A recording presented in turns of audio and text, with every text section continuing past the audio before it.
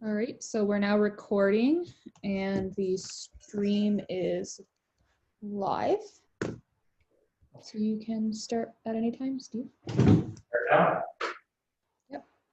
Good morning, everybody. I'm going to call the meeting to order. It's 10:04.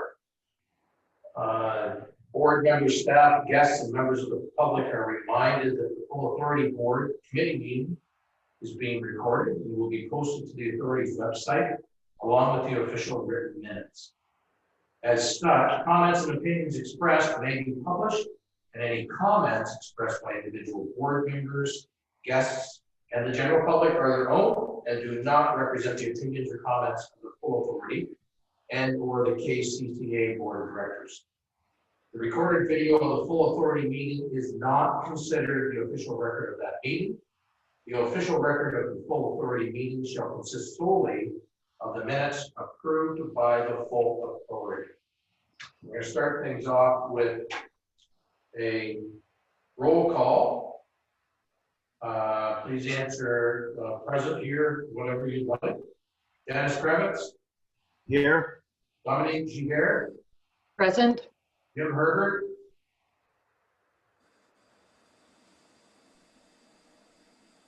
Probably Sorry, I'm here, Jim Herbert. Thank you. I had to unmute myself. Thank you. Thank you. Grant Jones. Present. Bill Mackey. Present. Steve Peters.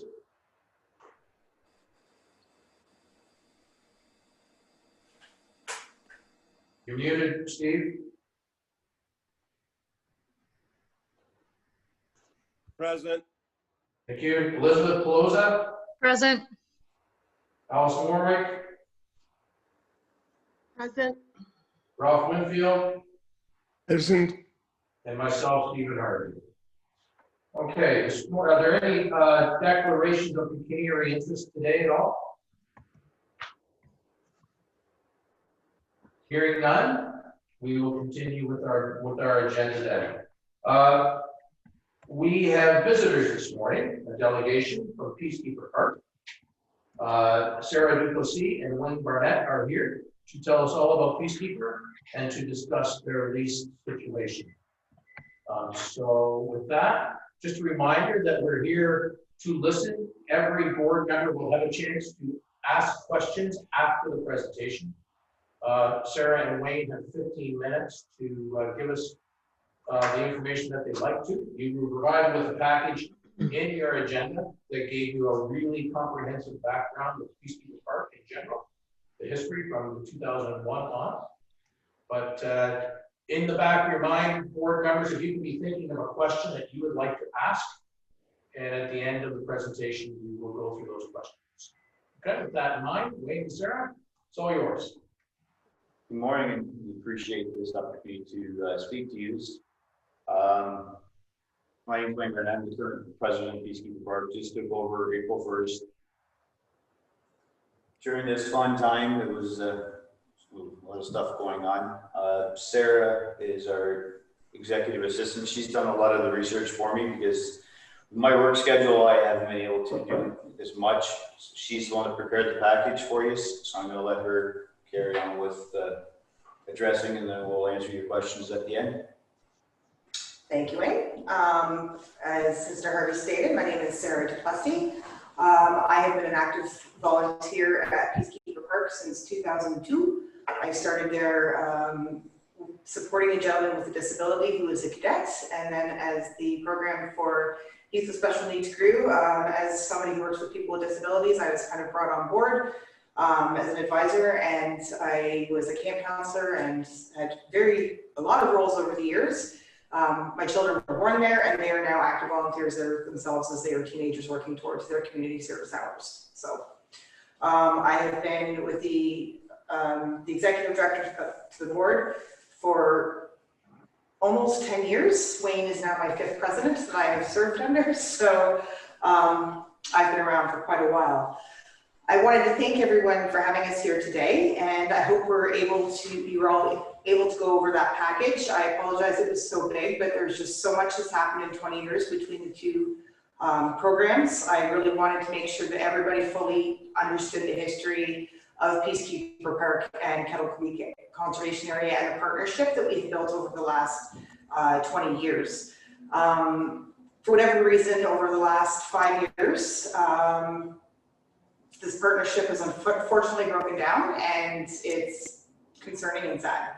So moving forward, respectfully, we would like to ask that you are able to, we would like to be able to work with you to rebuild this mutually beneficial partnership that we have all shared over the last 5 years. And we would like to be able to utilize our time off during COVID, as we are currently closed to young groups, to work on this with your board and our board. And we would like to ask for a full 5-year renewal as normal. So I'm just kind of going to go through the letter that we were given, kind of point by point. So for organizational objectives, we would still continue to maintain and build our memorial to Canadian peacekeepers. We will continue to offer adventure training utilizing our physical initiatives with experiential education and the instructors that are certified for this. This will involve all youth. We will continue to offer subsidy for groups in need and any volunteers who are donating their time for the betterment of youth. We will continue to run our adventure camp for youth with various abilities, as well as our leader in training programming, so that these youth can continue with their vocational skills and life skills that they will need along the way. We will continue to offer the park free of charge to military families. As our webpage is currently down, we will ensure that we are careful with our wording when we publish the programs that we offer in the near future. For organizational structure and communication, our current bylaws state that we meet as a board quarterly. Kettle Creek will be notified 1 month in advance if they would like to attend. They are welcome to. We would like to maintain the use of Kettle Creek Conservation Area as we've always been able to. As bookings come to the park, administration will notify you of any groups that will be coming and what they would intend to be doing and what facilities that they are requesting. A quarterly update will be sent to the KCCA board from the president of the park. We are currently looking to hire a computer programmer, and as well as board member applications are being worked on now in an attempt to increase the board and make it more diverse. While we do have people from lots of different areas, including representatives from our camp, we have a gentleman with Down syndrome on our board as well. We would like to be able to have people who are more involved with different youth groups and different EMS groups, not just military backgrounds. I am the only civilian there. So we would like to work on that. We will work with both party insurance companies to ensure it is mutually agreeable for the safety and liability of all. We will send in all training and reports as we receive them. For the drinking water system, as we are currently closed and the water system is still down due to COVID, as we have applied for an extension, we would like to take advantage of this situation. We would like our testers to meet with 2 of your representatives to set up mutually agreeable policies and procedures in accordance with provincial regulations for the water system. While the MOE is still on top of the policies, we would like to create a communication that will work well with the system. This group can meet as often as they feel is necessary. We currently now have 2 certified instructors, and we will be certified in the absolute very near future. Infrastructure cost. The house does not belong to Peacekeeper Park, and as its tenants, it has never been in our agreement to maintain the house, only our structures. We have, however, put significant repairs in the building at our cost over the last 20 years. We would like to have the house inspected and see if it meets safety standards. If it passes, we will continue with our plans to repair the building, which is the roof. However, if it does not meet safety plans, this will be a discussion for all parties and boards as to what we need to do with the building at that time. Thank you. Do you have anything else? No, like Sarah said, a lot of, we went through pretty quick, just give some time for, I know there's question period after, but we don't want to tie you up too long. We just wanted to make sure we covered our points. So open up for questions. Thank you. Okay, directors, board members, I'll go through our roll here, and if you have a question, Allison, was that your hand up automatically? Yep, it was. Perfect, excellent. Okay, I just want to start out by thanking you, Wayne and Suzanne, for coming here today. I think it's important that we're all able to meet this way, even if it's not face-to-face for a lot of us. And I want to thank you for the work that you've done throughout the years. That was a very impressive number of pages that you sent us, and lots of information on that. I want to assure you that in the meetings we've had, it hasn't been indicated that there's a breakdown of communication. It's been more of a business-like discussion about future costs and the money that has to be invested, and moving forward, what's going to make it safe for everybody. And it's not been a conversation about we don't know who it is or this or that. It's been more of a black and white look at the actual costs, and that's never a good decision for anybody on a board who has to make decisions about youth groups and service groups and things like that. So it's a very difficult decision. Please don't think that we're just just rubber stamping this kind of thing as a board. And I'm speaking for myself, but those are the kind of things that I think of when I see these come in front of me. Because I'm very familiar with your location, I'm only 2 concessions south of it, but I'm also very familiar with Camp Bell as well, and the work that they do. And it's my understanding that there may be some chance of a partnership with Camp Bell. And I know for myself, from being on volunteer groups, there's a lot of volunteer fatigue, and a lot of times it's hard to keep a board going. And sometimes working with other service groups is the best way to move forward. And I'm just wondering if you have any comments about the possibility of working with other service groups in our area. Okay, no, I have talked with Campbell because we had them out, we talked to them with the regards for the event camp, using them for the next summer if the need had arisen. So I had talked with them, Katie Bass, our director of special needs, actually did a tour of their park. We'd be open to the possibility, but we find sometimes they're looking at some of their scheduling, some of our scheduling as far as groups coming in, would be a lot of overlap, which would be hard to accommodate. We would definitely look into it. You mentioned finance costs. None of that's been expressed to us up until now. So that would have been something we would have liked to be able to be part of the discussion on. I don't know if I can elaborate any more. Yes, we would talk with Campbell if the need arises. We would like to stay where we are because obviously there's a lot of blood, sweat, and tears and attachment to where we are. And a little more flexibility as far as groups coming in, not overlapping training with another, because Campbell's primary Boy Scouts. They get a few other youth groups in. I know there could be a lot of potential for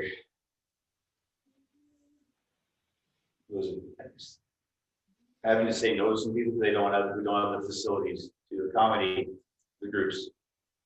Because I know the cadet board is, or the cadet detachment is now approved just for larger groups when COVID obviously eases up.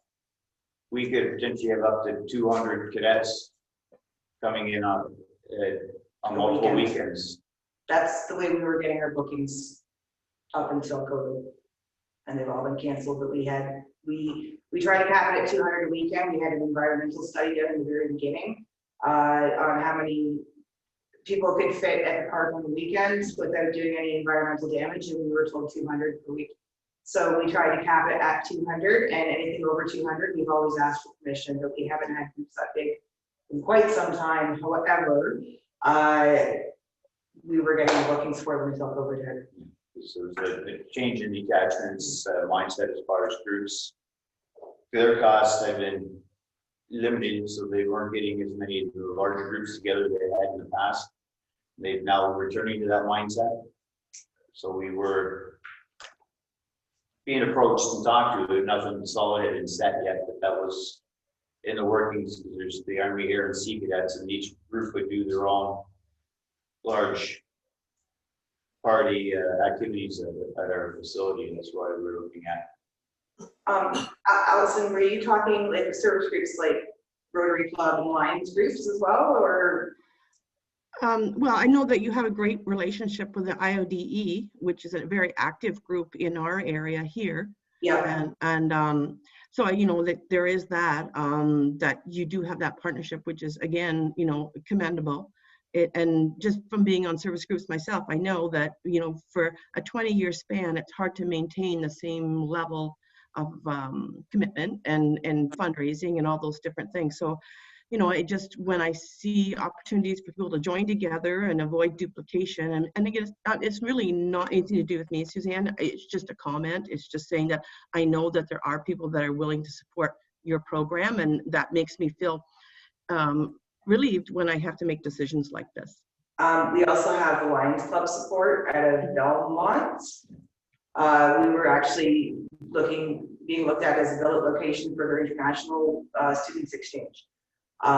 So we have, I lost his name off the top of my head, but the president of the Belmont Lions was very interested in our park and has been looking at doing some stuff there, as well as the president of the Petrolia Lions Club is also an active volunteer at Peacekeeper Park.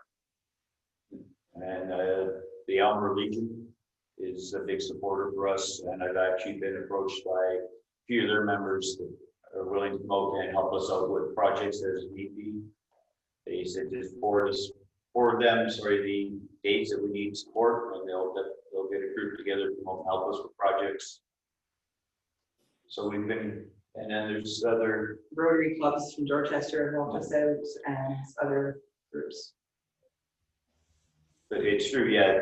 We hit a spot there for a while where the volunteer lulled, but it had been slowly starting to pick up again before really. And there's lots of illness. Like we had our president last year got diagnosed with dementia halfway through everything. So, you know, she was a huge active volunteer and we lost her. So, but we are on the upswing of volunteers again. Yeah, it's a challenging time for volunteer groups, especially groups that rely on getting a large number of people together. Yeah. And it's hard to foresee what's going to happen over the next year as far as continuing on. So I don't envy you in that position. Thank you. So instead of walking in April 1st it took over, so the April Fool took over and all this. Yeah. Okay, another question.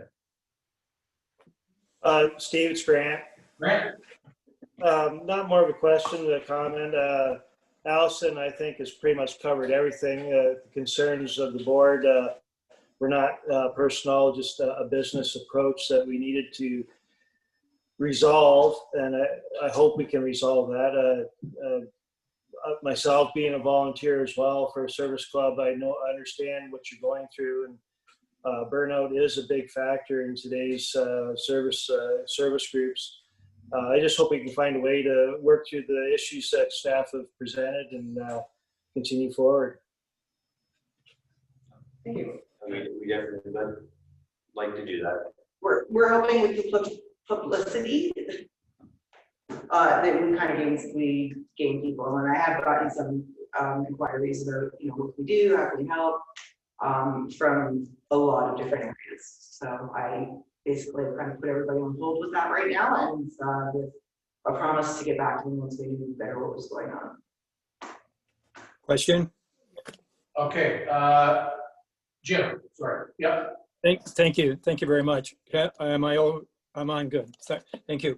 Well, most of you know I'm pretty new to the board, and I've been working hard trying to get up to date on a lot of the issues.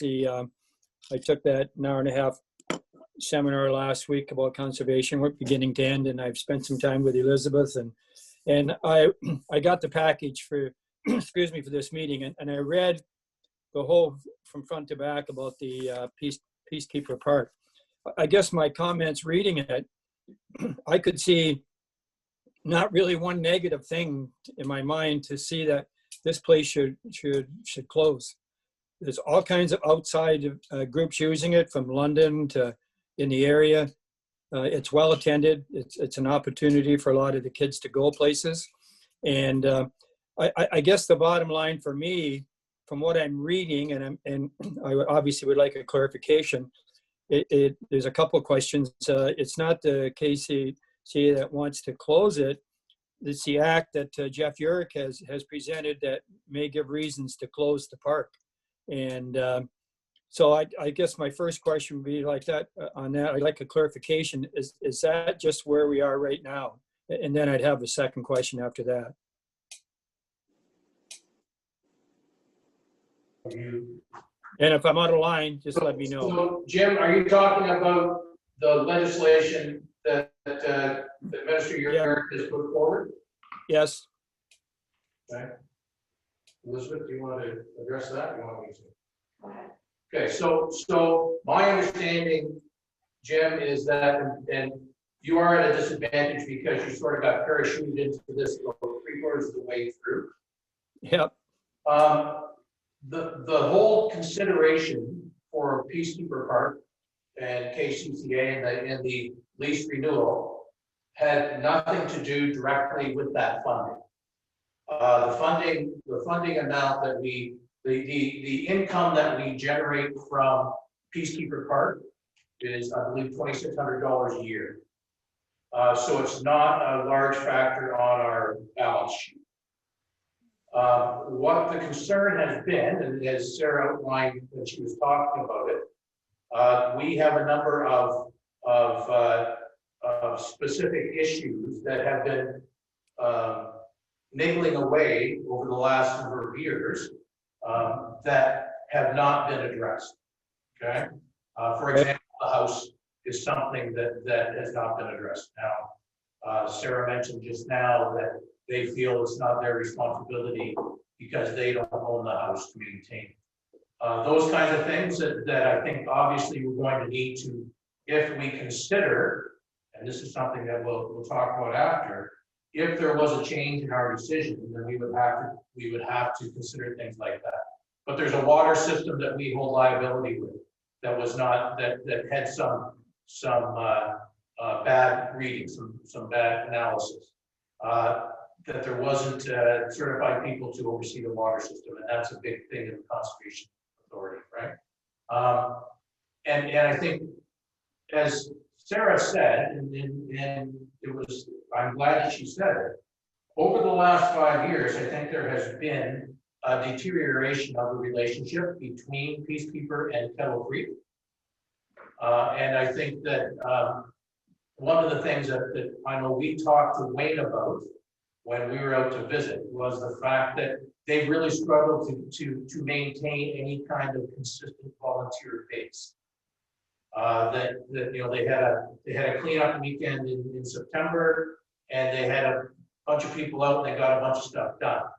But you can have 2 or 3 of those weekends a year, but it's the time in between that becomes the challenge. Who maintains it? Who keeps? Who empties the garbage? Who does all that kind of stuff?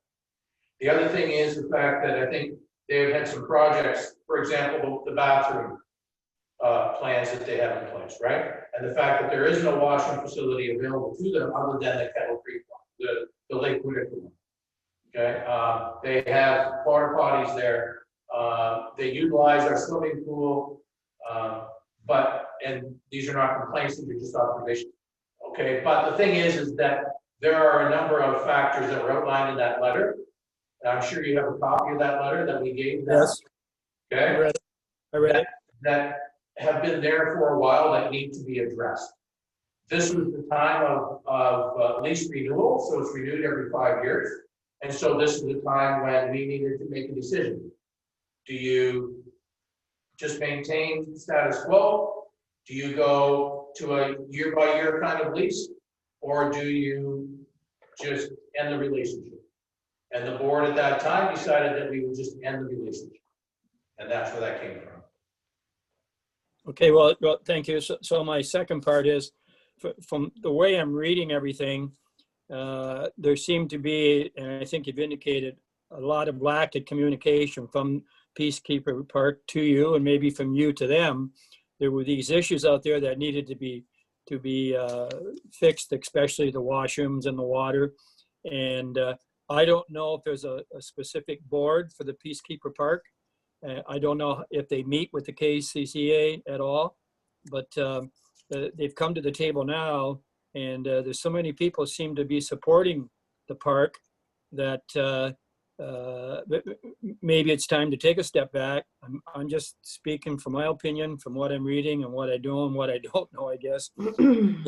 Maybe there is an opportunity to keep this park going if they meet all these requirements by a certain date. And there's been a lot of supporting letters. But anyway, I've not been part of the discussion.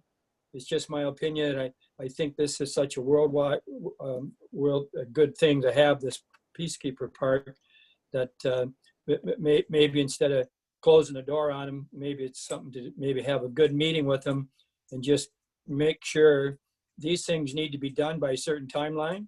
And maybe this has already been done. I don't know that. Maybe you have met with them, maybe you've given them timelines, but maybe there's an opportunity here to make this work. And then if they didn't meet all the requirements, then that would be their reason. They'd be responsible for having the park to close. So those are just my thoughts. I hope I'm not speaking out of turn or where I am. I'm just, from the information that I've received, all the stuff that I've been trying to catch up on, these are just my thoughts that I think the park is worthwhile. And but I don't know all the big reasons, except for the water and the washrooms, why it should close and not be given, not for them to give an opportunity to take one last shot at it. I don't know what it would hurt if they were given that opportunity, but anyway. So thank you for listening to what I'm just thinking out loud. I apologize if I'm not speaking with the correct information, but anyway, those are just my thoughts. Thank you very much, Joe, for letting me speak. Okay, thank you, Jim. And I think your comments would, when the board deliberates on this whole situation, that we would certainly take those comments into consideration at this point in time. The presentation by Peacekeepers was a listening exercise for us this morning as much as anything, and clarification. So I appreciate that very much. Steve, you have a question? Thanks very much, Mr. Chair, and thank you for the presentation that was just made. A few points to me that if we're going to entertain reconsideration, that we need to ensure, and Peacekeepers particularly needs to ensure, that their I's are dotted and T's are crossed, and that we are on the same page with them. One is the water testing is imperative. And, I heard the offer, the reach out to meet with KCCA. The water testing to me is an imperative. We have got to have the assurances that there is a good water testing plan in place, and that we know that these are going to be fully qualified individuals.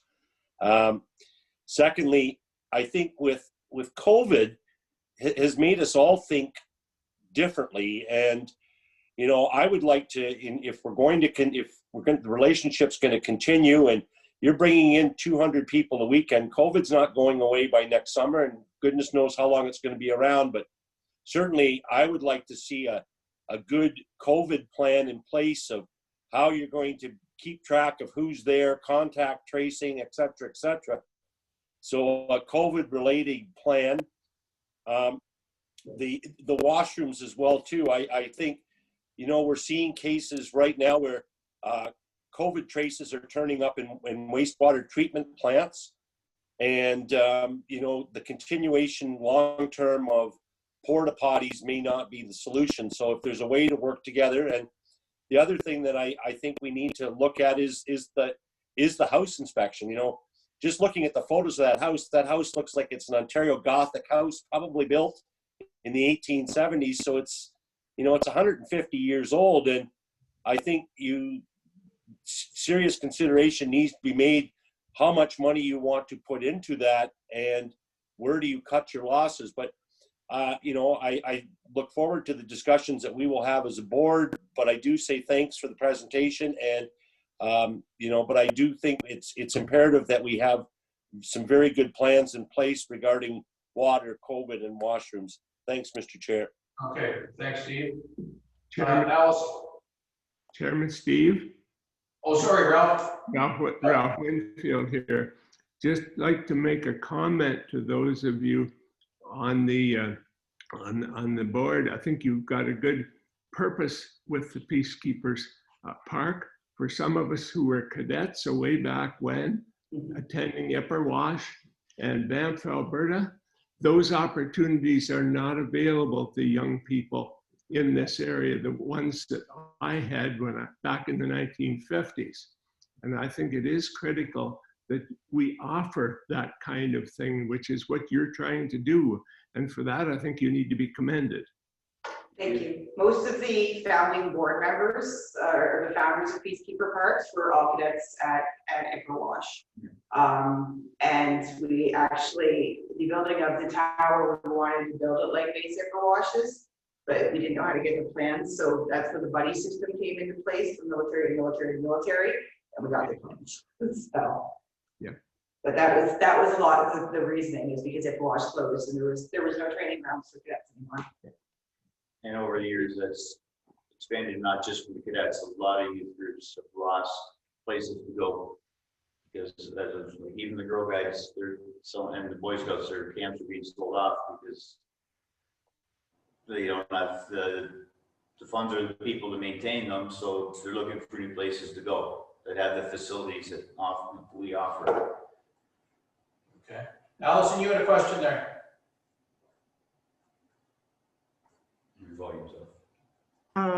Sorry, Steve, I was just muted there, which is a good thing for me normally.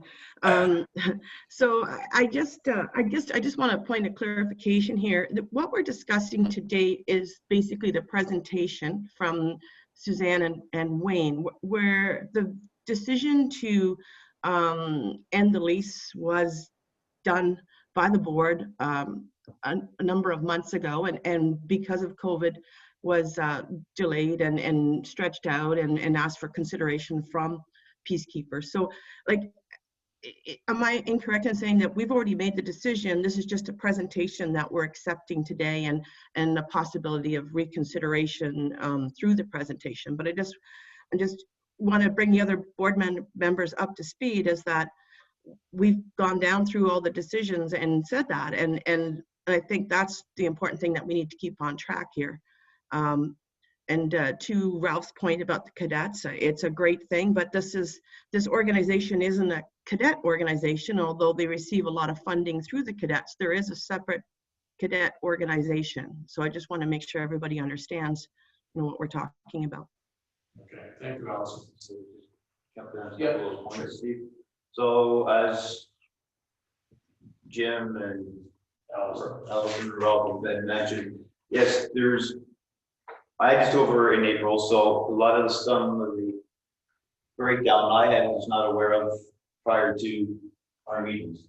The water, Elizabeth did meet with us last year, and she did give us a timeline. Unfortunately, we didn't meet it, but we never had any follow-up after that. We did have one person certified shortly after the adverse water team was able to get recertified. We have now a second person that's certified that used to run the water treatment system for the Girl Guides just outside of Belmont. So she's done that for many years, and she's well versed in the system as well on how to operate it. And as Sarah mentioned, I've been around my 10-hour, 11-hour shifts at work trying to study. I've gotten to the point now where I can take the test either this weekend or the middle of next week. So I will be certified, and I have another board member that is expressed interest in taking the test in the near future as well. So we will have 4 people up in water in the very near future. The washrooms, that was a long-term project we had set up to replace the port johns. The only time we use the washroom facilities at Kettle Creek is when we run our adventure camp during the summer. We go down day use, so obviously using the washroom facilities at the day use beach. Once or twice a week, we will go down and use the pool and the shower facilities. But we always make sure that the campground patrons get first dibs. If there are people coming up and want to use the pool, we pull campers out of the pool to make room for them. Because obviously, Whitaker gets first dibs, that's their part. It was a courtesy, they're letting us use it. We were in the middle of applying for a grant for Training Foundation for $150,000 capital grant on the washing facilities, but we were asked to stop planning on the washing facilities, so we can't do the grant. So we were very close to having the funds to build the full facilities. Any other questions, board members? Dennis, anything? I gotta go through the list here. Mr. Chair, it's Dominique. Dominique? Sorry, I didn't see you, Dominique. Thank you for this. Thank you for the presentation, and I will echo some of the comments in terms of the discussion here has nothing to do with the value of the programs and everything that you do. So that's completely separate and that's undeniable. So for sure, and I commend you for that and thank you for that. I think the discussion is purely operational, and so to that end, my question, if we were to revisit the decision, what I would like to know is what you see as your currently, as of today, your operational gaps in terms, whether it's, I will say staffing, but in terms of volunteers, in terms of qualifications. Like, I'm picking up bits and pieces on, you know, how you're going to get certified. I think you're recruiting board members, and so I'm trying to paint, like, what is the pictures? What are your gaps right now in terms of board members, in terms of volunteers, in terms of funding, in order to function in a viable, safe way that allows you to meet your obligations under the agreement as you understand them? So what are your gaps, and what is your plan to fill those gaps? Well, like I said, we are actively looking for more board members. This has been an ongoing thing. We've had people who have shown interest, but everything's kind of been on hold, unfortunately. But we do recognize the need that we do need more board members, and we have been working with different groups trying to get more volunteers. And one of the best parts of the publicity we've gotten about this is people coming forward looking to be more active volunteers at the park. We used to use a lot of school groups to get a lot of our lawn care, and they used to come and do community service hours for us. With COVID, that's really not an option right now. Funding is not an issue. We still have lots of donations coming in, and we've actually been receiving more donations last little bit from various groups. Mr. Chair, can you help me? So numbers, like, how many board members do you have now? How many do you usually need to feel fully operational? How many volunteers? We currently have 9 board members. 2 of them we are looking at, because of inactivity, removing. So we have currently enough board, we have a decent sized board for the size we are. We want a couple more board members that can offer a little more hands-on, I guess, would be because like Sarah mentioned with Beth, with her health, she's not able to do what she used to do. So she can help out with advice and stuff like that, but she can't physically be there to do stuff. Some are getting older, and our volunteer board is spread out between Hamilton, Troy, Lambton, so we're spread out. So again, a couple more board members that are more local would be a benefit, which is what we're looking at. But we're also looking at like people who utilize the park on a regular basis. I've put it out there to people from the London OPP, people from Malahide Fire Department have been invited. Doug is very interested, who also works for Rubicon. So we're putting it out there to different areas for the people that we serve. So we're looking to even, there's some Girl Guide leaders and some Boy Scout leaders that would be interested in becoming in, and we have like areas, board members from all areas of the people that we serve. That's our goal. So I've been sending out invitations, plus we've put it out there that we were looking for board members, and we were hoping to utilize our downtime to really rebuild and put the time into it. And with the volunteers, we have, as I said, the Elmer Legion has already approached me and said they've got, and there's members there. Some of them I've known since I was a teenager because through the cadet system.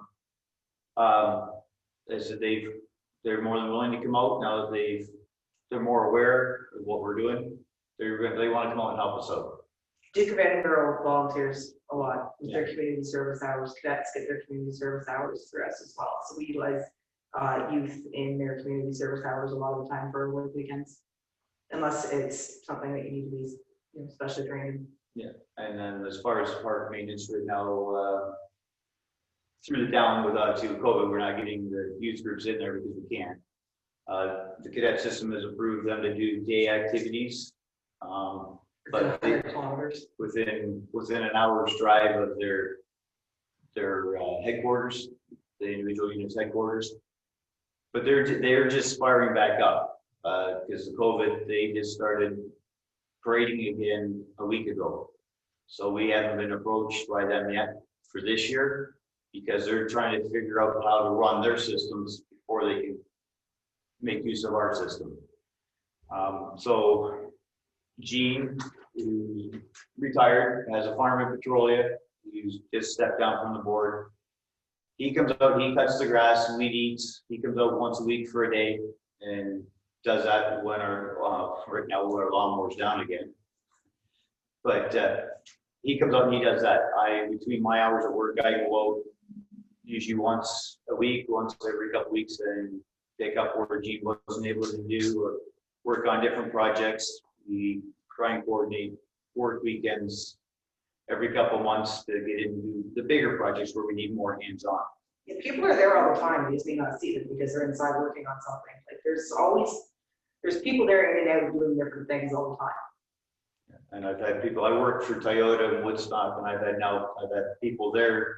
Actually, one of the gentlemen lives in Springfield, so just a stone throw away from the park.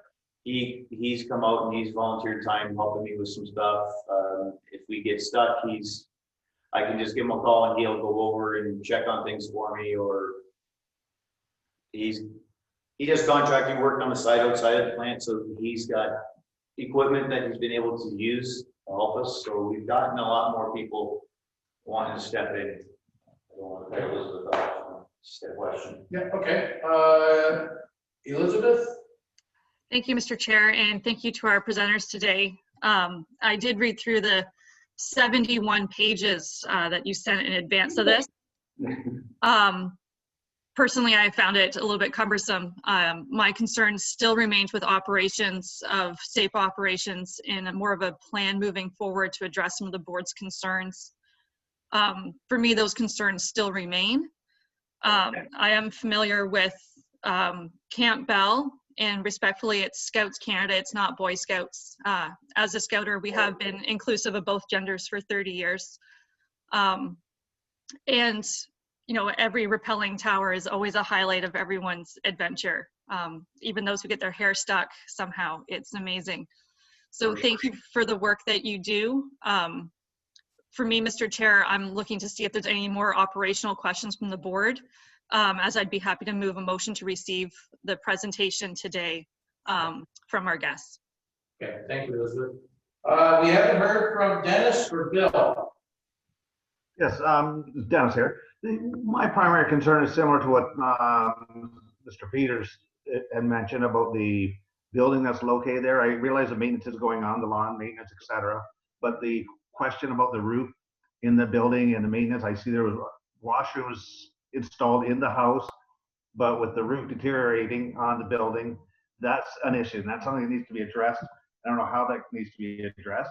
And there's also the interchanging of the use of Lake Whitaker's day use area in conjunction with the sports field that was built, which a sport field is just a field. It's a field area. I just have concerns there. There's no formal arrangements that were ever set out. In the future, if we are going to continue on, we have to have formal arrangements, especially with the maintenance of the buildings. We built that sports field. The sports field was a shared project. We built that sports field. The backstop that's there was donated to us. We had a game of baseball, Peacekeeper Park versus KCCA in the spirit of our partnership, and that sports field was built. In the package, there are pictures of our volunteers disking the fields. It's always been in our contract. We've always spoken to the people of Kettle Creek before we came down. I know our camp directors are always in close contact with Mike on what's, what they're going to be doing. Is it going to work this day, and how is it going to work? And again, we would like to get the house inspected by a professional house inspector to see if it's safe for anybody, because we have people staying in there, right? I mean, on the weekends when we're there, if they spend the night, how much mold is there that we don't know is there? It's been festering for 20 years. Like, the house was in disrepair when we got it. We've been doing what we can to keep up with it, but it come to the point that it needs to be inspected and it needs to be deemed safe. And if it's no longer safe, then we need to kind of come up with plan B between our programs and what we can do to facilitate that, to replace the building. Dennis, is that it? Okay, thank you, sir. And I'd also like to thank the Peacekeeper Park for, investigating the water issues, the water treatment. Thank you for looking into that and proceeding with that. And at that point, I got nothing else to say, and I would gladly second receiving the report. Okay, thank you. Just touch like the zero zero on the house, like the basement. I know Steve and I talked about that before. That the basement in that house has leaked since the day we moved in. It's always wet. We can't store anything down there because there's always water on the floor. Sub pump works. We've burnt out numerous dehumidifiers to keep that basement where we can actually access it. We keep paint cans down there so they don't freeze. As far as the roof, I have been in contact with one roofing company to come out next week to give me a quote. I've contacted a place on getting material to do the roof, if we can do it ourselves, to see what kind of price. So we are looking at trying to go that route if that's where we're going to go, just find out what the costs are going to be. So we want to maintain our friendship, we want to maintain stuff. But it's hard when the house was already rough to start with. Try to keep going. I did a overhaul on the bathroom downstairs last winter and did the work myself. Got used the toilets, and we put a new shower in. 2 furnaces. We've gone through 2 furnaces. We gave them moisture down the basement. It's not helping with the furnaces. Hot water heater we put in there. New flooring upstairs. So we've been trying, but again, we would like maybe, I guess we're looking at help with it, with us, with the house, because it's more, you need more than our rate or scope of what we should be responsible for, I guess, is what we were thinking. And that's what I was trying. We want this, that's a discussion we want to have, so. And that was what I was trying to point out. There needs to be dialogue in advance of this presentation. This should have been discussed years ago, not after the fact. And these conversations were had in the past, sir. Like, I have email upon email of documentation between our board and our staff and your staff of what's going on, what we're doing. Here's our AGM, please come. Not a single person has come since Mike Steele left. And that invitation goes out yearly. Like, we invite you to things. We invite you to movie nights at the park. We have invited you to open houses at the park. That information is always shared, and not a single person has ever once from your board of directors come to any of these, save for Joe and Mike. Joe has used our team building program. He sees what we do there. The communication broke down, but it wasn't just on our end. Things were changed, things happened, and we were not notified of it. We didn't understand or know that it was a problem that we were utilizing the park that we've all, your park, that we've always been allowed to use. We didn't understand that it was a concern. We didn't realize that you thought that the sports facility was strictly yours. And it says in our agreement in 2006 that you will maintain the grass cutting of it, and we will maintain the grass cutting of the our grounds, but it's a shared facility. That's the 2006 to 2011 agreement. So that was all in there. Nowhere ever has it ever changed that we didn't have access. We had a key to the gate. Whenever Elizabeth would let me know that there was a problem, I would deal with it. You can't cross this bridge. Okay, so there's now a big sign on our door, do not cross here. Make sure you stop at the gatehouse and let them know that you're coming in. Like I have tried to communicate. But this has not been shared with us. We got this last minute when we finally found out the true reasons of us being evicted. Because let me tell you how much it sucks to have a member of provincial parliament contact you and state they feel that you've been lied to. Like, that's what we were told, because Bob Bailey talked to the board or talked to somebody within the organization on our behalf as a long-term supporter of Peacekeeper Park, and they were told completely different things than what we were led to believe. We were led to believe it was legislation. So we wrote a letter to Bob Bailey asking him to change legislation. It came off looking like fools. But then Bob did investigating on our end. Okay, Jim, you had a question. Yes, just one last comment. Thank you very much. I'm sitting here finding it pretty interesting that listening to all the things that are concerns with the Peacekeeper Park. In my mind, and I'm just saying in my mind, I would think that the board of the Peacekeeper Park needs to sit down and make a list of all the things that need to be in working condition before the park can remain open. And maybe find some costs, what it would cost to do this. You have to have water testing, you have to have washrooms, you've got a building falling apart, you can't even go in the basement. I would think you should look at all those things and see what the cost would be to keep them up and running. I don't know if there are any grants available from the provincial government to keep these parks like this open. I don't know if you ever applied for a grant, but to me, I'd like to see all that, what the cost would be, and indication that these things need to be done. I understand that it sounds like there's been a lack of a communication the last 3 or 4 years, but I don't know whose fault that is. It really doesn't matter, because now we're discussing how we're going to keep that park open, which the decision's already made not to. So I know Dominique said we would have to reconsider it, but I'd like to know all the things you've just listed, a whole bunch of things that are in trouble. I mean, I don't know how you could consider the house that's in trouble. Yeah, those things need to be fixed for my mind, again, for us to reconsider. Which was because why I suggested in my presentation that we have an inspector come in. No, I understand that. But I'm saying, long story short, for me, all that stuff should be identified. Here's our plan of action. Here's what we're going to do. Here's our timelines.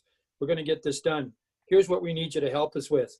And if all those things could maybe come back to the table, it would be very interesting for me. Like I say, I apologize for speaking on things that I'm just coming in through the back door, but like I said, I liked your presentation that I read. I read it from the beginning to the end.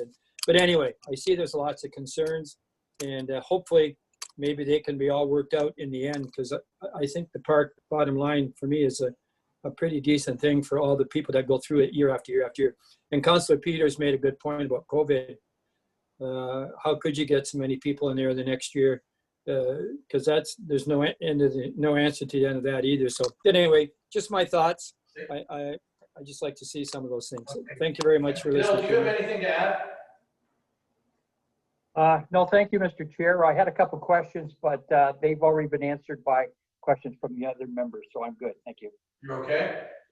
Okay, so are there any other questions sitting out there in the members of the board of directors at all that need to be addressed at this point in time? I just a comment, Ralph Winfield here. Yeah. I would hope that we could come to some general agreement by looking at some of these issues and seeing if we could have a committee that would agree upon a course of action, whatever that might be, in order to handle a lot of the situations that are existing. Okay, Ralph, I think that kind of discussion will come in our, when we sit down and discuss it as a board in closed session. Mm-hmm. And there's a process in place actually that Elizabeth would you like to go through that now as far as what we would need to do, should we, or do we wait for closed? Well, Mr. Chair, just point of order, I guess. I forwarded out to members in advance the delegation. If there's a resolution put forward after the deputation, then the resolution must be dealt with under new business. Under new business, the matter can be dealt with immediately. The board can request a report from the staff or refer the matter to another meeting at which time a report is to be presented by staff. So I think Elizabeth put forward a motion to receive the report, yes. and then under new business, it would be up to a member to raise further direction to staff. Okay, so do you understand that then, board? Okay, so Elizabeth Pelosa moved to, oh, sorry, Wayne. I just want to, again, appreciate you guys listening to us. I'm, again, new at the job, and it's a big learning curve for me. And like, I don't know what the communication was in the past, and I'm obviously going to do that, but I think I talked to Elizabeth more in the last 4 months than she's probably talked to anybody in the park in the last 5 years. And I've got no problem with that. That's what I want. I want to be able to communicate with you. I know I talk with Mike down at the gatehouse on a regular basis because he's there. Before I got into the position I'm in now. And I would greatly like to do that with you guys. And if there's issues, I'd like to be able to talk to you and deal with it up front and not be last minute like we are right now. Okay. Thank you. So with that in mind, then, Elizabeth, what was your motion again? It is a motion to receive the presentation, Mr. Chair. Okay, do I have a seconder for that motion? I had Mr. Krebitz. Okay, Dennis, you seconded it. Okay, thank you. Anybody want to speak to the motion at all? Okay, we do a roll call To vote. do the roll call. So on the motion, Krebitz, Yes. Jaguar, Yes. Herbert, Yes. Jones, Yes. Mackey, Yes. Peters, Yes. Pelosa, Yes. Warwick, Yes. Winfield, Yes. Harvey. Yes. And the motion passes, Mr. Chair. Okay, thank you. So that means then that do we need another motion to deal with it as new business, or just simply we'll look at it? I think the members would raise it under new business if they wish. Okay, so you understand that, so when we get to new business, if someone wishes to bring this back up, they may. Okay? Perfect. I want to thank Wayne and Sarah for their contribution this morning, and I think you allowed us to understand who you are and where you've come from and what your hopes are. And as I think it was Dominique said, these are operational things. Right? And so we need to deal with it in an operational kind of way. We would absolutely love to work with you. And I've been trying since I took over to keep rolling that way. Anyway, been through the park in the last little while, it's definitely looking a little different than it did even when you guys were out looking. I've done a lot of work to clean up and get things rolling, so. Perfect. We very much look forward to meeting with you to get back on track. Great, okay, thank you very much. Thank you. You take care. Enjoy your day. Yep. Thank you. Okay, with that in mind then, let's go back to our agenda. We have minutes of the September 16th meeting, full authority meeting, and the October 14th executive committee meeting. Do we have anything that we needed to address out of those two meetings at all?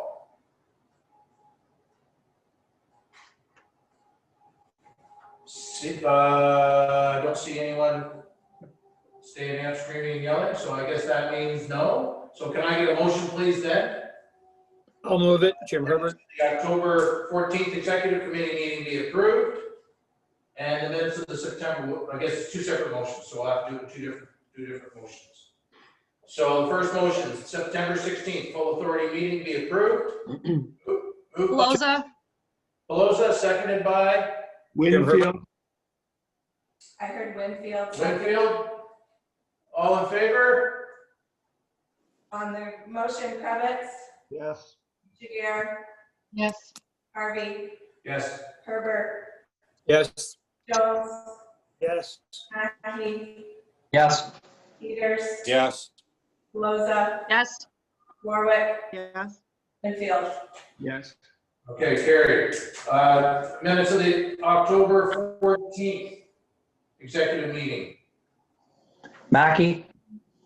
Mackey moves, seconded by Warwick. Yep. On the motion, Kravitz, Yes. Jagger, Yes. Harvey, Yes. Herbert, Yes. Jones, Yes. Mackey. Yeah.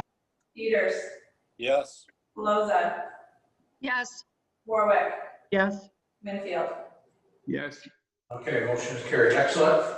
Okay, media report. Mr. Chair, if Mary Ann can advance the slide, I think there's a number of positive media hits this month. KCCA was awarded a $1,000 grant from the Forever Legacy for the Environmental Youth Corps. And with the chair's permission, maybe we'll just go through all the matters of arising for information. So moving forward to project tracking. The campgrounds closed on October 18th. We did have almost a full weekend at both campgrounds for Thanksgiving, a little less than full camping on the other October weekends. The Out and Clean Water project, we have 8 projects totaling $24,000 in requests presented to that committee. All the field work for the Dalo Dam is completed, and seasonal campers have got their intention to camps in for the 2021 season. The next highlight, I think, that would give members quickly is Betsy wanted to highlight her virtual Carolinian Forest Festival. Thanks, Elizabeth. So in early October, we would normally hold the Carolinian Forest Festival for 2,000 grade 6 and 7 students. Obviously with COVID, we had to sort of pivot the festival, and we created a virtual festival in partnership with East Elgin Secondary School's Environmental Leadership Program and members of the festival committee. We had 184 teachers register, which was a great response when we would only see typically about 80 teachers actually attend the festival. So the festival was comprised of a couple of components. We, in partnership with those East Elgin students, we created videos that teachers could watch with their classes that basically highlighted some of the activities that they would have seen at the festival. And huge kudos to Mary Ann, who did all the shooting of those videos, editing, and developed the virtual festival website. I think in lieu of timing, maybe we won't watch the video as we had planned, but I do encourage you to go to the website and check out some of the videos that Mary Ann created. You can advance. So we've had some good stats tracking of the response. There's been 856 unique visits to the virtual festival site, 2,000 total page visits, and the videos that we've created have had over 1,000 views to date. To help the teachers continue the learning, we also, for every video, created follow-up activities that they could do with their class to engage their students in the classroom and ultimately get them out in their schoolyard so they still had that outdoor education experience as part of the festival.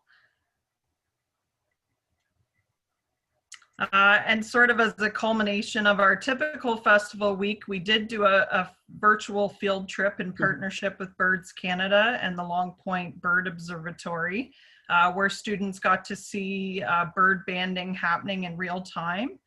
We had 146 teachers / classes participate. So when you multiply that out, there were thousands of students participating on that virtual field trip. And they were able to get answers to their questions in real time, which was pretty neat. We have asked the teachers to go on social media and show us what they're doing with their classes. So far we've had some great response of seeing the kids engaged in those follow-up activities of the festival. And we've started to receive testimonials through our evaluation form. Just really great response to the program from the teachers.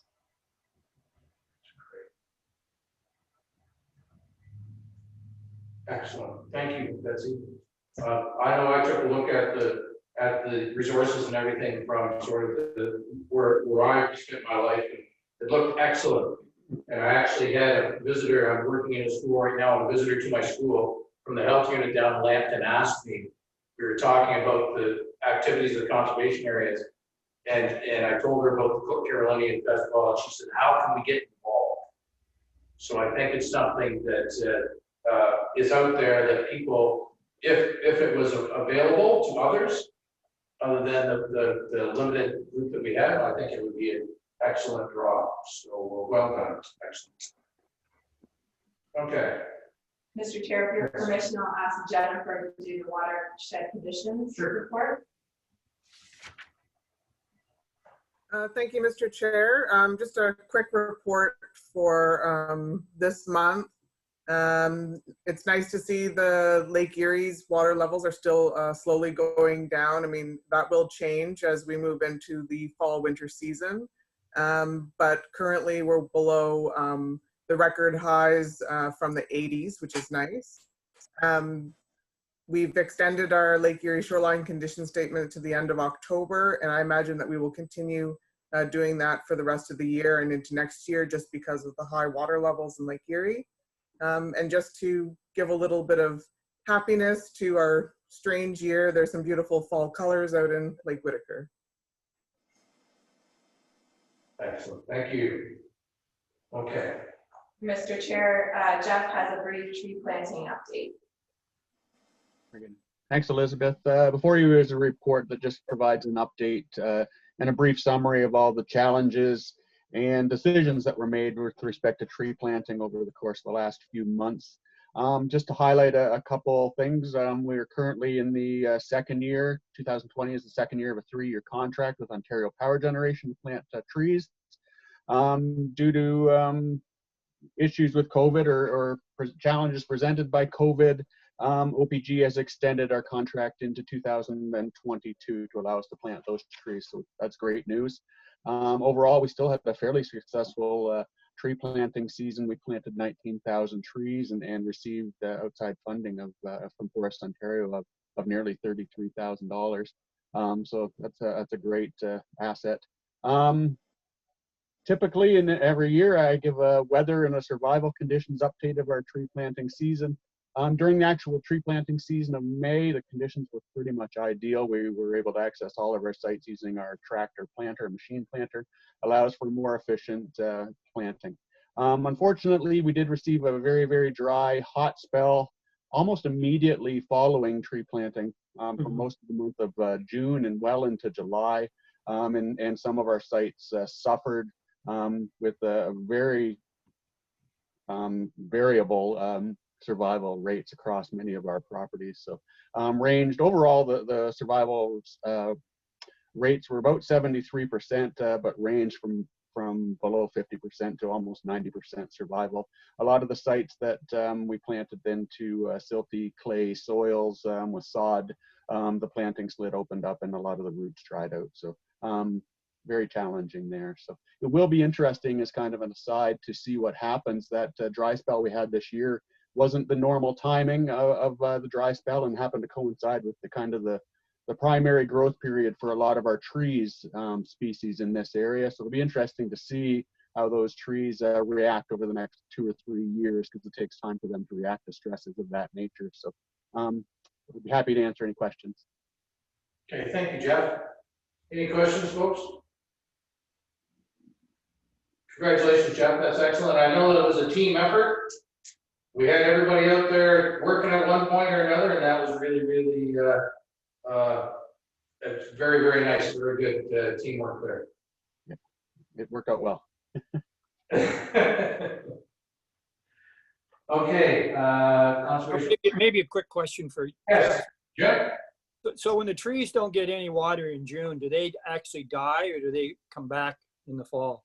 Typically, it depends how long the stress period is. A lot of times they do die, but sometimes I've noticed with some of the deciduous trees that they will just go dormant.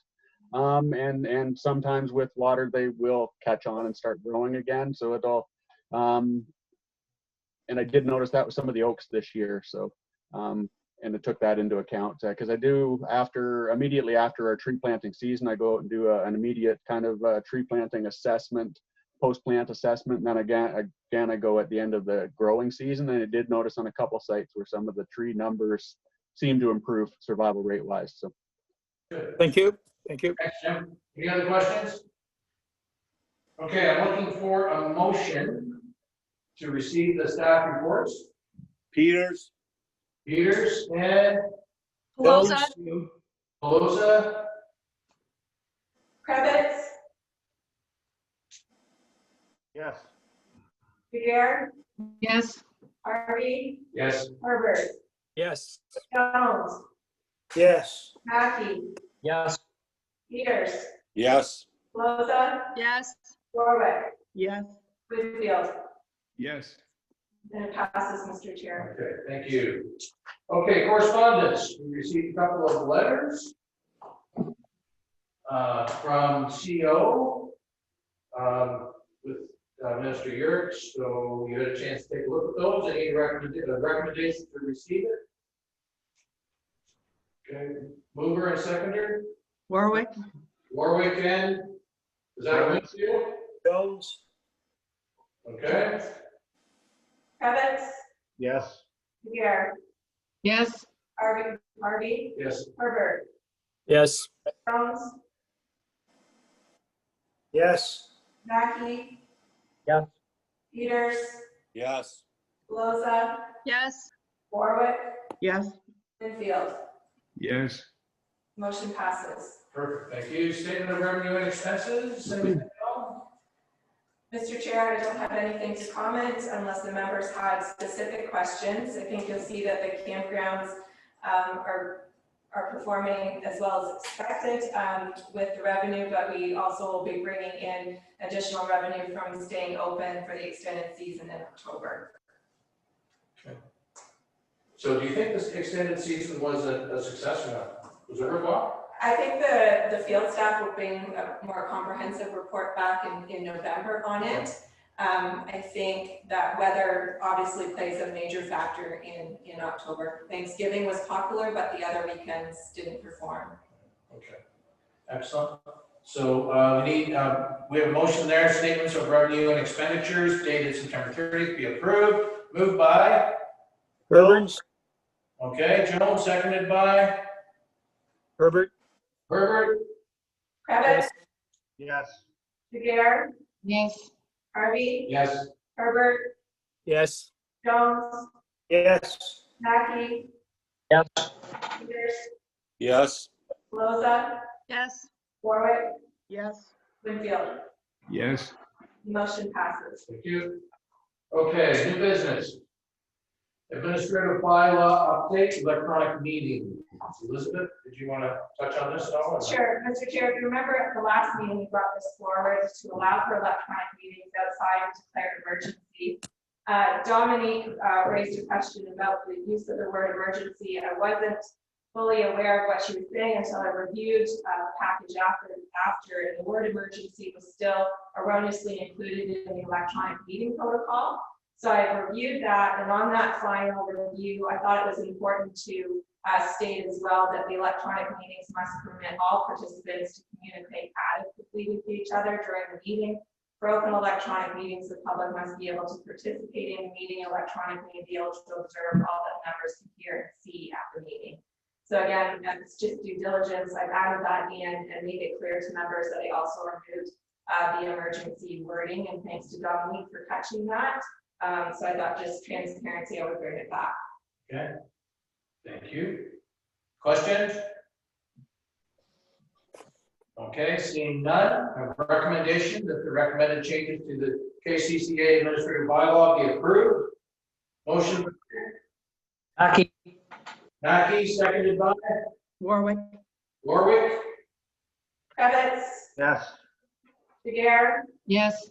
Harvey, Yes. Herbert, Yes. Jones, Yes. Mackey, Yeah. Peters, Yes. Loza, Yes. Warwick, Yes. Winfield. Yes. And that motion passes. Perfect. Okay. And then the hearing guidelines update. Elizabeth?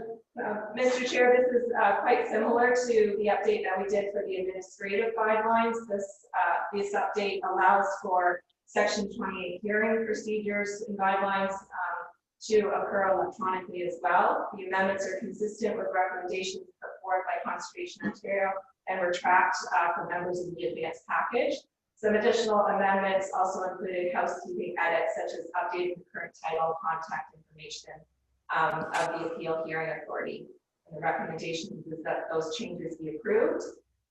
And then if we are faced with the opportunity, we would hold Section 28 hearing procedures electronically, or certainly that's available. Okay. Need a person to move this motion? Pelosa. Pelosa, seconded by? Winfield. Winfield?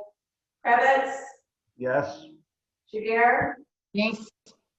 Harvey, Yes. Herbert, Yes. Jones, Yes. Mackey, Yes. Peters, Yes. Pelosa, Yes. Warwick, Yes. Winfield. Yes. The motion passes. Thank you. So C, the Lake Whitaker Forest Management. Recommendation. We retain the services of GWG. Mr. Chair, I'll ask Jeff Lawrence to take this report. Thank you, Elizabeth, and Mr. Chair, through to the board. Before you is a report recommending that the KCCA retain the services of GWG Resources Services to undertake and develop a forest management plan and prescription for Lake Whitaker Conservation Area, and to mark for harvest under good forestry practices, and to administer and oversee a harvest operation for any areas of Lake Whitaker Conservation Area forests that they feel would be appropriate. Recognize that many of our conservation authority properties are in need of some sort of active management, and recognizing things like the emerald ash forest come through and cause a lot of damage in our forest. So some active management is needed to improve their overall forest health.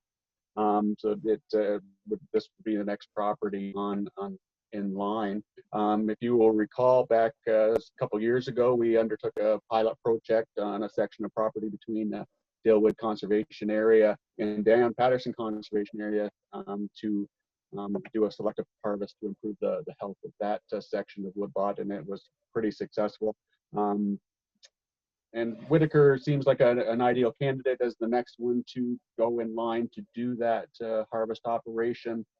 Due to its age, monoculture in some areas, and the recent tornado damage. As you will recall, in this past summer, a tornado briefly touched down and caused some damage in one of the more mature forest areas of that property. Over the years, Lake Whitaker has also been the site of maple syrup festival, and some of the trees that were tapped there kind of showing damage and could use some thinning out, and it's become very monoculture in that area, so it'd be an opportunity to improve diversity. Prior to 1982 was the last time that Lake Whitaker had received any type of selective harvest, so it hasn't been done in KCCA ownership. And a lot of the trees are crowded or over mature or stressed or possibly diseased.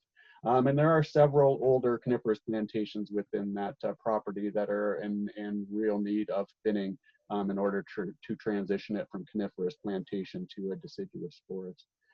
So a properly marked and conducted harvest operation would reduce those over mature diseased trees and improve diversity and encourage greater age and size distribution throughout. As you will recall, several years ago, staff conducted a pretty comprehensive request for proposals in search of a qualified registered professional forester to undertake that marking for us on that Dalewood to Dan Patterson tract of property. And the only proposal that we received was from GWG Resources Services, and the project was subsequently awarded to them. throughout that process, we were quite impressed with their knowledge, experience, and professionalism.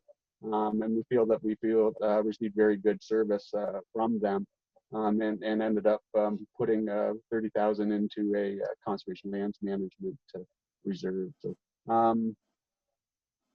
I think just because of the damage that was caused to that woodlot, there's a little bit of urgency to maybe do that marking and harvest operations over the course of the winter. So, and we feel that GWG Resources still offers a competitive price and would provide consistency in the forest management plans for our properties. Feel there'd be no budget impact to hiring GWG, as any potential harvest could bring in money to offset their fees. So we would bring back a report to the board if their fees were over $10,000, and we're not expected to be covered by that harvest operations, and we would bring back reports outlining the results of any harvest operations, RPF, and outline of expected revenue. So be happy to answer any questions. Thank you, Jeff. Any questions? Jim? Oh, sorry, Steve. Sorry. That's okay, thanks. Having experienced building a fence and a deck this year and watched the price of lumber go through the roof, what are our prospects of good returns on our harvest? You know, that really is market dependent. I've heard recently that sugar maple, for example, has decreased in value. But one of the advantages of going through someone like GWG Resources, when they put out a harvest operation RFP, they circulate upwards of 15 to 20 different logging and lumber mills. So we do quite often get quite a variety and variation between the offers of the trees. So I know in the last one, the difference in the offers was somewhere in the neighborhood of $13,000 between the high end and the low one. So that's one of the advantages of using an independent forester like GWG Resources to get the best value for the trees they've identified. Great. Thank you. Good question. Any other questions at all? Speak up. Okay. So we have a motion here. I'll move it. Winfield. Moved by Winfield, seconded by Jones. Okay, by Jones. On the motion, Kravitz, Yes. Jaguar, Yes. Harvey, Yes. Herbert, Yes. Jones, Yes. Mackey, Yes. Peters, Yes. Loza, Yes. Warwick, Yes. Winfield. Yes. Motion passes. Thank you very much. Okay, on the agenda next, draft budget 2021 strategic work plan. Elizabeth?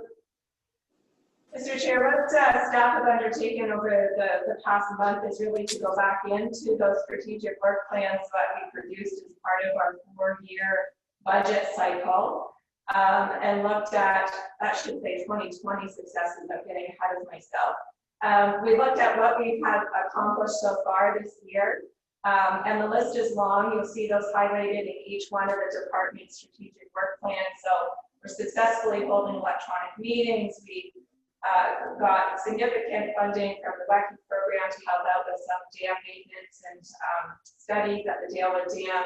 We've got flood cameras up and operating. Mary Ann successfully applied to Google ad campaign. As Jeff mentioned, 19,000 trees planted.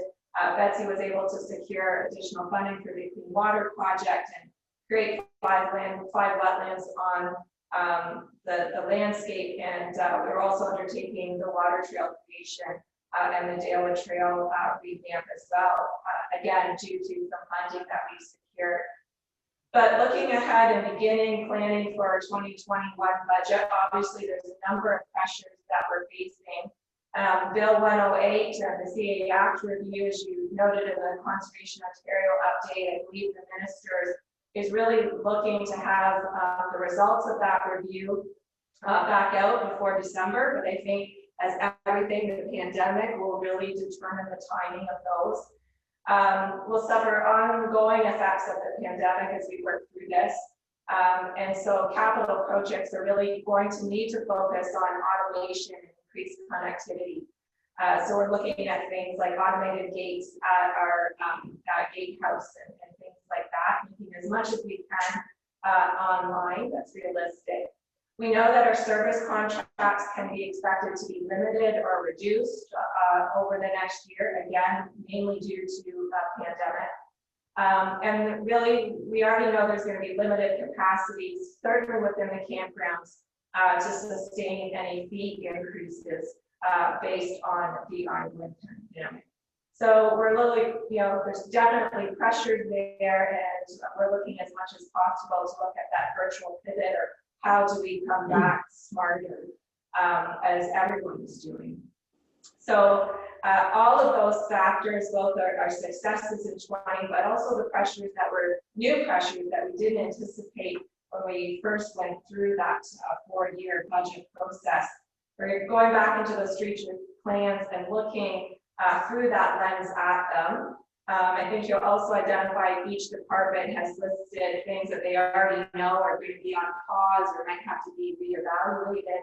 And our overall goal is to come back to you with budget scenarios in November with less than 3% levy scenarios. So the 4-year plan really built in a 3% levy increase for this year. Staff are dedicated to looking at those strategic plans through that lens and bringing back certainly budget scenarios that are less than 3%. And that's the update right now. Okay. Thank you. Questions at all, folks? Okay. Mr. Chair, it's Grant. Yeah. Yeah, just I'd like to thank Elizabeth and staff for a challenging year and being able to meet a lot of the goals that were set out, and just pass that along to staff, please, Elizabeth. Thanks, Grant. It's been a job well done. I agree. Any other comments or questions? Seeing none, we have a motion in front of us then to receive this for information. Herbert? Okay, Kravitz and Herbert will second it. okay, Herbert. Kravitz, Yes. Jaguar, Yes. Harvey, Yes. Herbert, Yes. Jones, Yes. Mackey, Yes. Peters, Yes. Pelosa, Yes. Warwick, Yes. Winfield. Yes. The motion passes. Thank you, folks. Okay, and the October planning and regulations report. Thank you, Mr. Chair. Just a short report this month that was included in the advance package, and we're just looking for the members to receive that report. Okay, thank you. Any questions on it at all? Seeing none, I need a mover and a seconder. Warwick. Jones. Okay, Warwick and Jones. Kravitz, Yes. Jaguar, Yes. Harvey, Yes. Herbert, Yes. Jones, Yes. Mackey, Yes. Peters, Yes. Pelosa, Yes. Warwick, Yes. Winfield. Yes. Okay, thank you, folks. Okay, so we're at the end of our new business, which would indicate that if there was going to be any kind of response to our presentation this morning, this would probably be a good idea, a good time to do that. I guess, Mr. Chair, it's Grant. I guess I would like to move that we have a further discussion on Peacekeeper Park. Okay. You want to have a discussion or you want to report, or all of the above?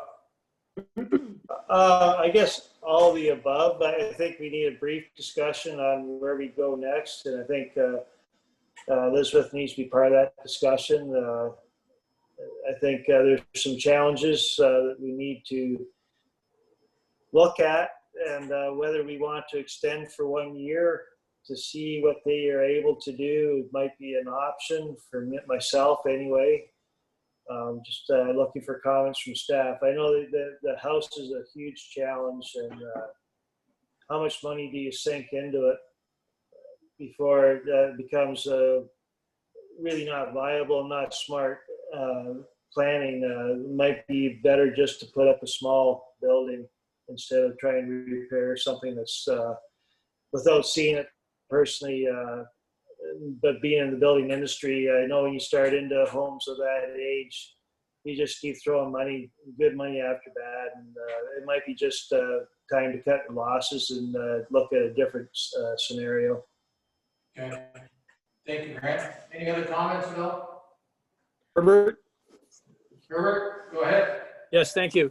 Yes, I agree with Mayor Jones there that and I don't know all the details before, but I think discussion is good.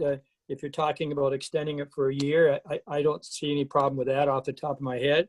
But I would like to see from Peacekeeper Park a list of their concerns that they really need to get completed, like water testing, and get a report on the building, and let's just see what it would cost to fix the building. But more information from them for us to be able to say, yes, we'd like to extend it for another year so you can get these things done. Because reading the report that they sent, man, there's a lot of people that have gone through that park, and it would be a shame in my mind to shut that down. And then I think Councilor Peters had mentioned a COVID report too. How's it going to affect their participation in it? So anyway, just my thoughts. I'd be happy to be part of that discussion. Thank you. Okay, Allison? Yeah, thank you. And due respect to all the different board members that have talked about this, I'm not in favor of revisiting this. I'm not in favor of changing our decision. And I don't think staff needs to bring a report back. I think the operational part of it was already discussed and it wasn't found satisfactory by the board. I know COVID has a lot to play with the future developments of what's happening. And to me, if we're going to do this, it should be done now so they have time to plan. And as they will not have groups in possibly next summer, this is the time that they can move and make future plans with other service groups that are offering to help them.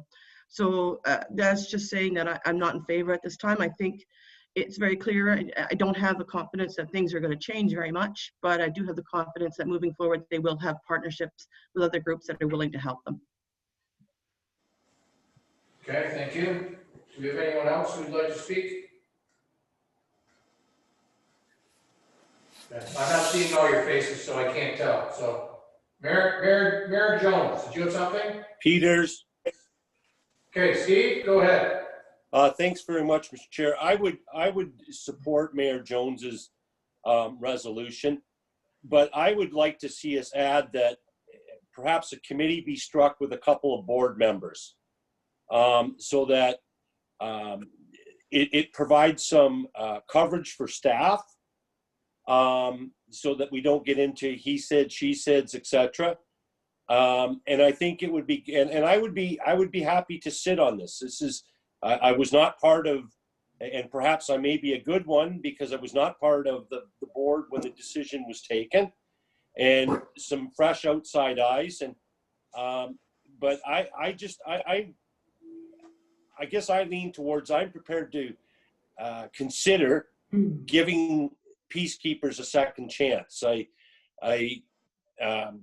It's just my nature to do that, and so I support Mayor Jones's motion for a potential staff report, but I lean more towards some an on-site meeting and some formal discussions with board membership involvement.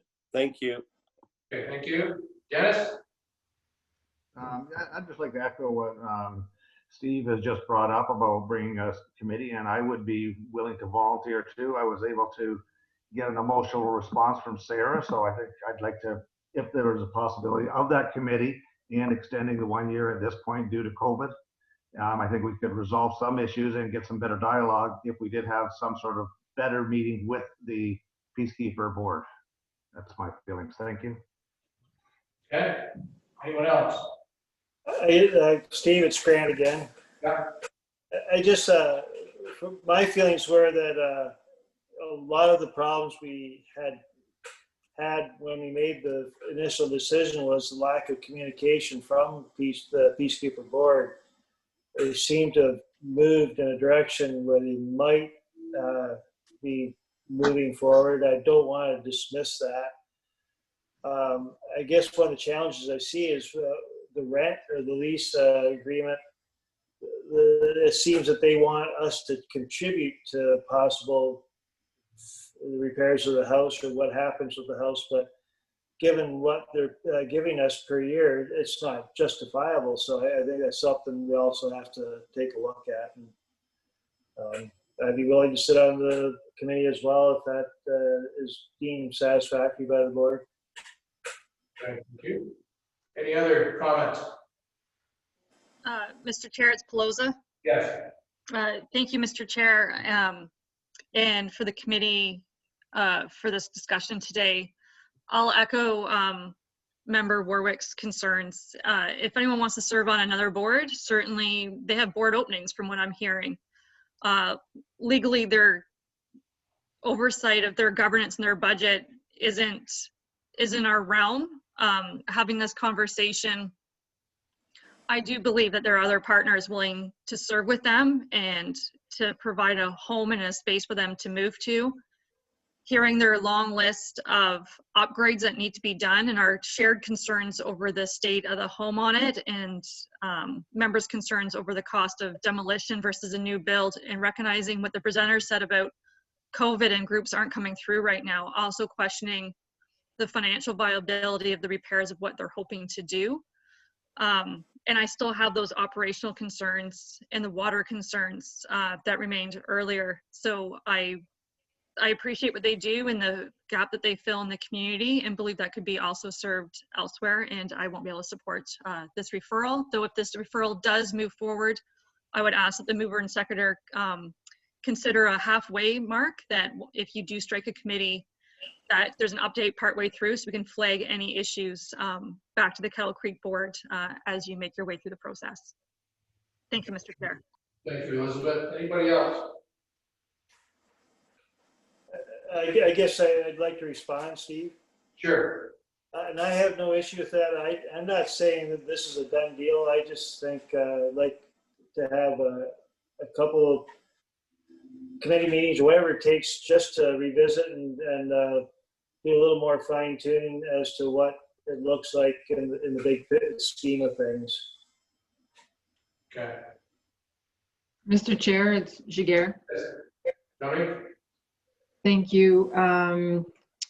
I too still have concerns about the viability of operations. However, I feel there is sufficient new information and sufficient number of changes and new things that we heard today to warrant a brief revisiting.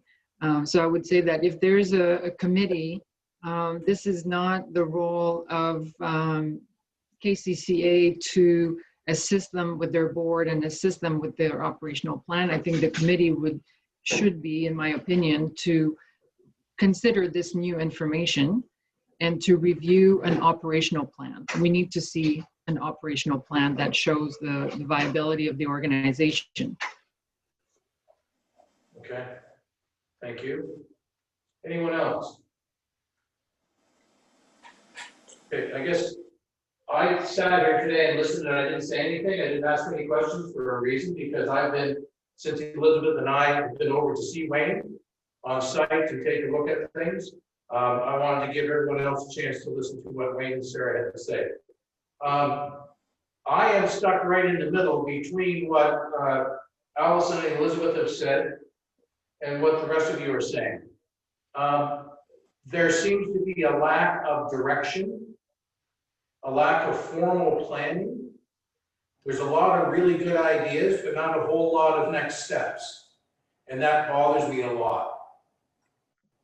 Having been part of large organizations for many years, I know that it takes a charismatic leader with really good ideas and the ability to coerce everyone to get on board in order to be successful. And Wayne is doing his very, very best, but he even admitted today that he's working 11, 12-hour shifts, and it's really hard for him to put that time into the place.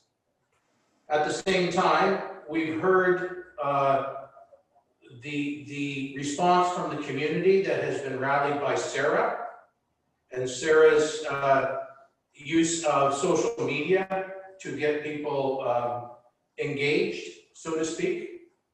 When I spoke to them about that engagement, I said, maybe you should be taking that engagement and turning it into a volunteer bank that you can then have come out and help you.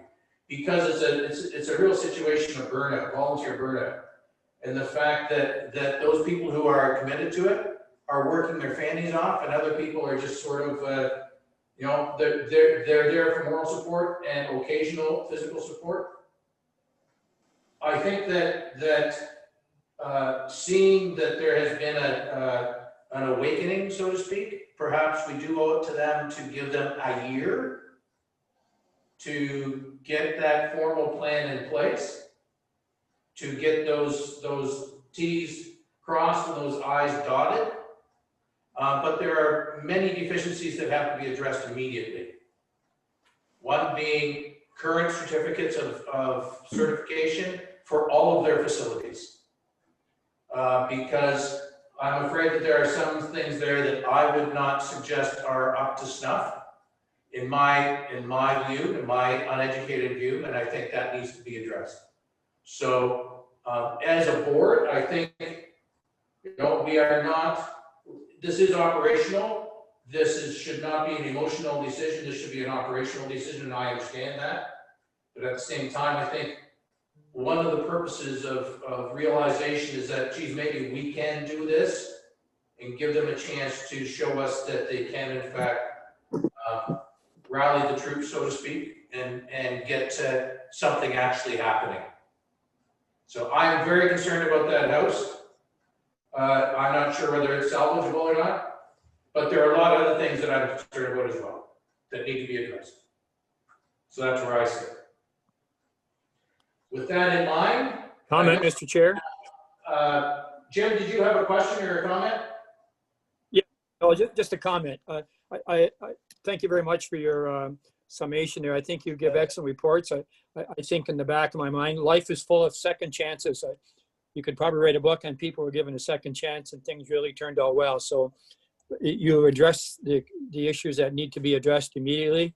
And if the board is struck, there's three great people on it, and they could at least bring that back to a board meeting to just see the direction they're going. And it would be their downfall if they couldn't meet all the requirements that need to be required. So anyway, thank you very much. I appreciate that. Thank you. Thank you. So I need a motion, I guess, from a board member. Oh. Sorry, Mr. Chair, I've heard a lot of possible motions float, and I just want to be clear that we couldn't today, we've already passed a motion to end the lease. So you can't today move to rescind that motion. A rescind motion would require written notice of motion according to your admin bylaws. So what you can do today, as I mentioned earlier, is deal with it immediately, or request a report from staff, or refer the matter to another meeting. What I think I'm hearing is that you want some sort of report back from staff. And what I've documented right now, just on what I've heard, and maybe I'm being presumptuous, but that Dennis Krebitz and Grant Jones work with staff to bring a report back, I'm suggesting, to the November full authority that outlines Peacekeeper Park's operational gaps and possible solutions. I think Steve Peters said he was. Oh, sorry, it was Steve Peters, not Grant Jones. Oh, Grant said he would as well. How many people do we want? I think two. Unless someone has a burning desire. Any burning desires there? Grant? No, I'm good with whoever. I was just offering. Okay, thank you. Okay, so what you're saying then is we want to bring back a report from two board members. I'm saying that's your only option today. Okay. You can't vote to rescind the motion that already ended the lease, but you could ask staff to bring back a motion, and then at the next meeting, I would consider Staff that. back report. And And then a motion attached to that. Well, I'm saying that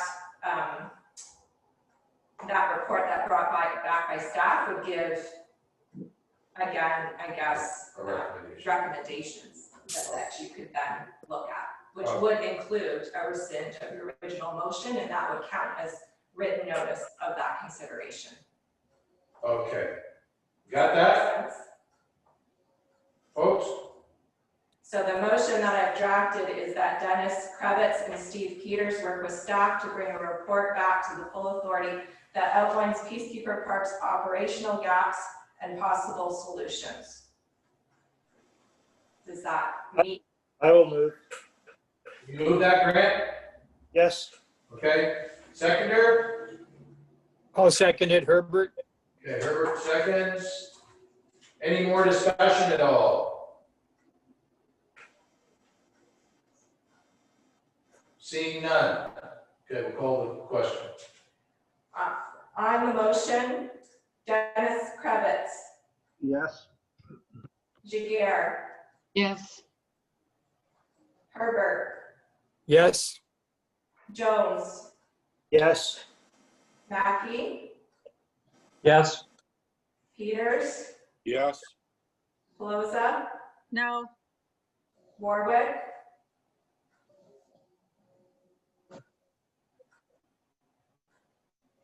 Allison? I'm muted. No. Winfield, Yes. Harvey, Yes. and that motion passes. So at the November meeting then, we will have a report from that committee, from that group and the staff about the operational issues at Peacekeeper. And a recommendation. Okay. Excellent, thank you. With that in mind, next meeting is November the 18th, but we have closed session coming up, so we need to move to closed session at this point in time. And sorry, Mr. Chair, there is a new item under closed session from staff. It's a potential legal matter. Potential legal matter, okay. So a motion to move to closed session. Moved by Herbert. Herbert, seconded by Winfield. Winfield. You put me to work today. Yeah. Motion to go into closed. Krebitz, Yes. Jaguar, Yes. Harvey, Yes. Herbert, Yes. Jones, Yes. Mackey, Peters, Yes. Pelosa,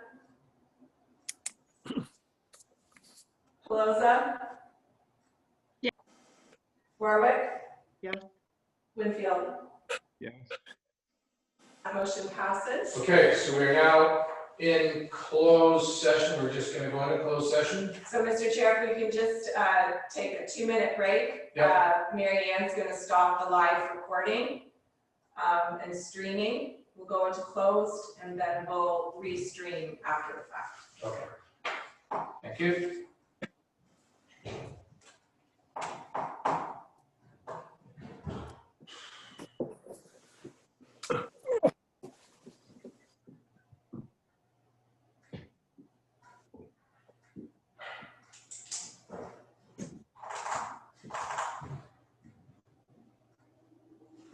Yes, we just need to close session.